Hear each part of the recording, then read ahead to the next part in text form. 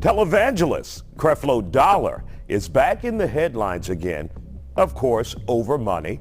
You might remember him from a few years ago. He once asked members of his congregation to buy him a private jet for $65 million.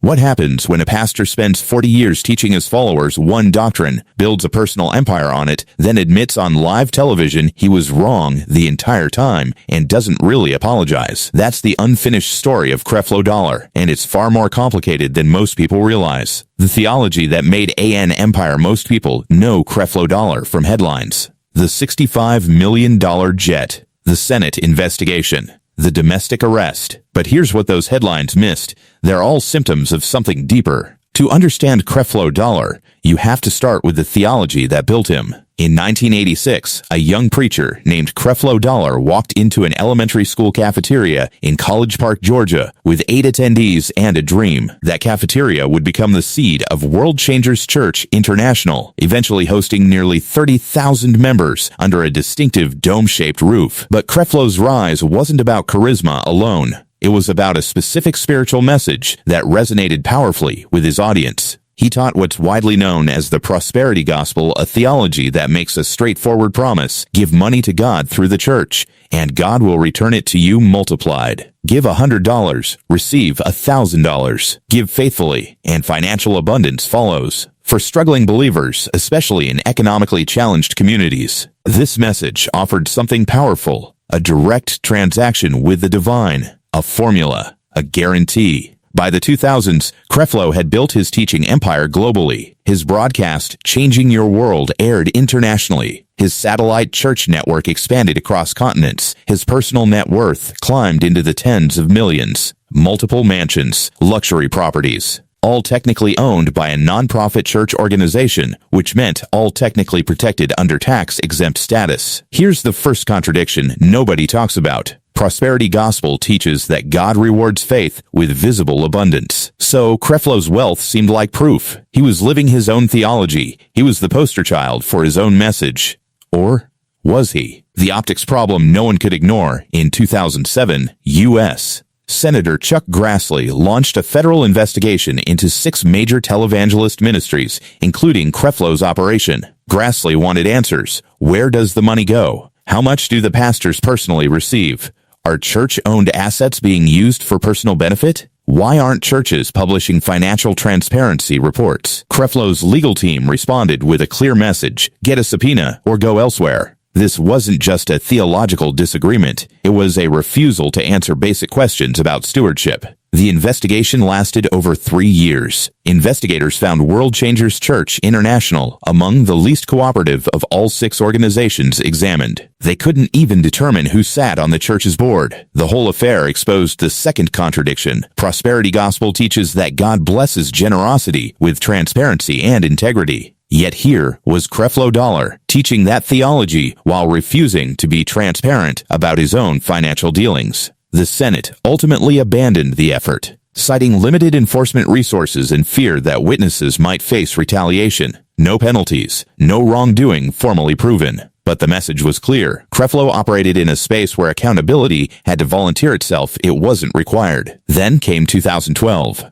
a domestic dispute at his home, a 15-year-old daughter involved, and Creflo arrested on charges of simple battery and cruelty to children. The case was handled through the legal system at the time and resolved. But it added another layer. Here was a man teaching people how to live blessed, abundant lives, while his own home contained conflict significant enough to involve law enforcement. The moment everything reversed by 2015, the wealth contradictions had become impossible to ignore. In March of that year, Creflo launched Project G650, a fundraising campaign asking 200,000 supporters to contribute $300 each toward a Gulfstream jet valued at $65 million. The church's justification was practical. International ministry trips required transporting food, supplies, and teams. Commercial airlines couldn't accommodate the tonnage. A private jet was a logistics necessity, not a luxury indulgence. But the public heard something different. CNN covered it. The Washington Post analyzed it. PolitiFact checked it. Gospel artist Kirk Franklin publicly criticized the campaign,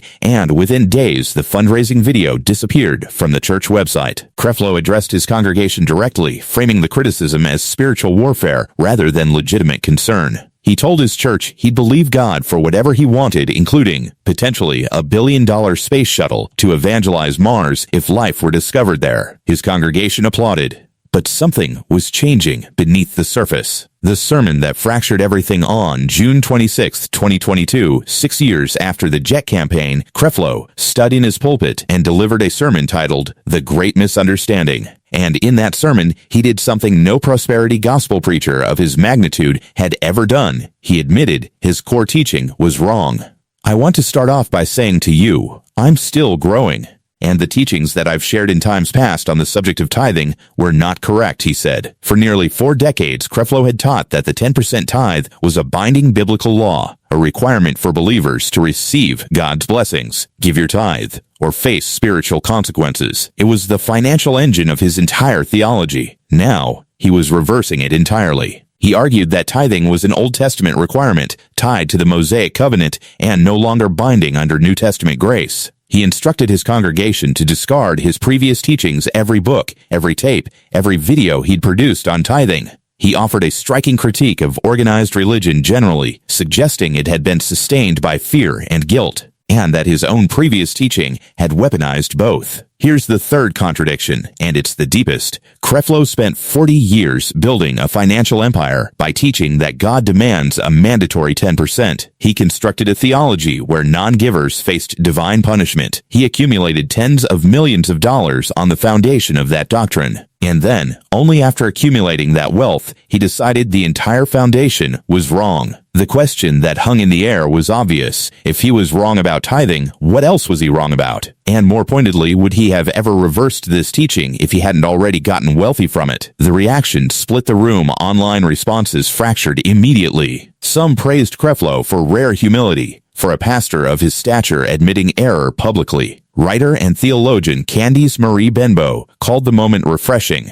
highlighting how uncommon such admissions are from prominent black male preachers with his level of influence. Others were skeptical. Critics noted that Creflo hadn't apologized for decades of misleading his followers. He'd framed it as personal growth, not as a correction of harm done, and they pointed out the obvious timing problem. Why only now? Why not 10 years earlier? Why not before building his empire on this exact teaching? Religious scholars weighed in too. Thomas Schreiner from the Southern Baptist Theological Seminary noted that New Testament scholars broadly agree mandatory tithing isn't explicitly commanded in the New Testament. Creflo's theological conclusion, it turned out, wasn't radical among biblical experts. It was actually mainstream evangelical thought, which meant something even more interesting. Creflo wasn't discovering a hidden truth. He was aligning with what scholars already knew. So why had he taught the opposite for 40 years? The deeper problem nobody addresses. Here's what makes this story significant beyond Creflo Dollar himself. His case exposes a fundamental flaw in prosperity gospel theology, not just as he taught it, but as a system. Prosperity gospel makes a promise: give money, receive abundance.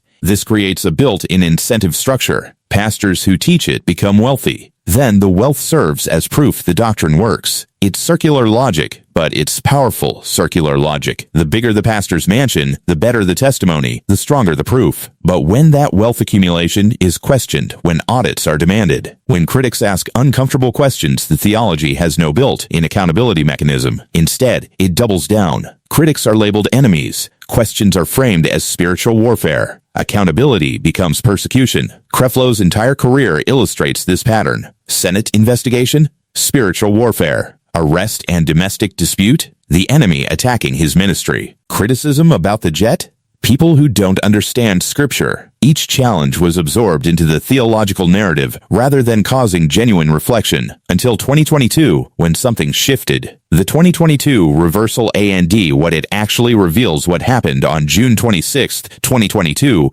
wasn't primarily about tithing theology. It was about Creflo finally acknowledging that his financial empire was built on fear and guilt. His words, not mine. That's a profound admission from someone who'd benefited enormously from that fear and guilt. But here's the complication. Even that admission carried contradictions. Creflo didn't apologize for the decades he spent teaching mandatory tithing. He didn't address how many followers had given money they couldn't afford to give based on his teaching. He framed it as his own growth, not as a correction of harm.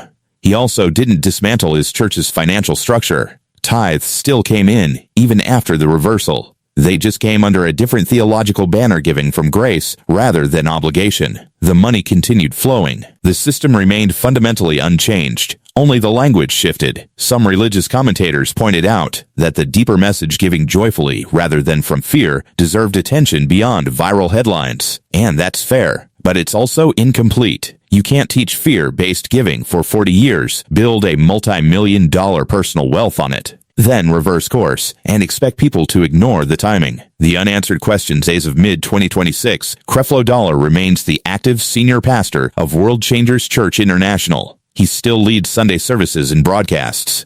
His television program continues airing. He travels internationally, teaching what he now calls the gospel of grace. By every public measure, his ministry operates normally. What hasn't happened? He hasn't faced serious legal or regulatory consequences for decades of controversy. The Senate investigation closed without penalties. The domestic dispute was handled through the legal system years ago. The jet fundraiser, while criticized, generated no formal investigation. The tithing reversal, while dramatic, resulted in no structural change to how his church operates financially. So here's the question that defines this entire story. When a pastor built on a theology of accountability and blessing somehow avoids accountability for decades, and when his most dramatic public correction doesn't actually correct the system, what does that tell us about the theology itself? The legacy question: Creflo Dollar's 40-year career has generated more headlines than most religious figures ever do. But those headlines aren't primarily about great theological insights or powerful ministry. They're about contradictions. They're about a man who taught others to prosper financially while avoiding financial transparency,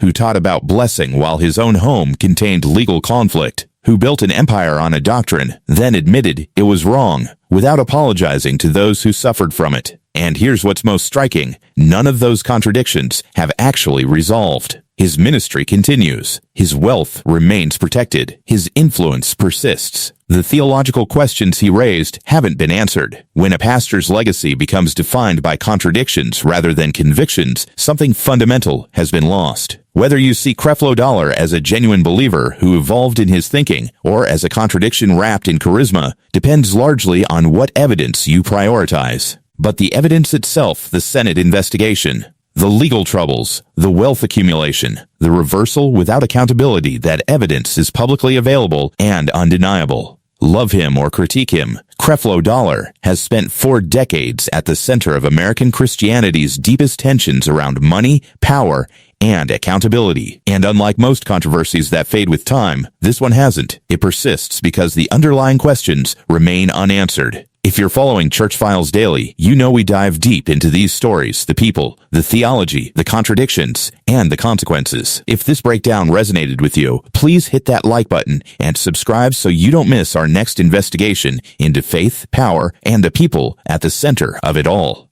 We'd love to know your take on this. Has Creflo Dollar's reversal changed how you view prosperity gospel theology, or does it confirm what critics have said all along? Drop your thoughts in the comments below.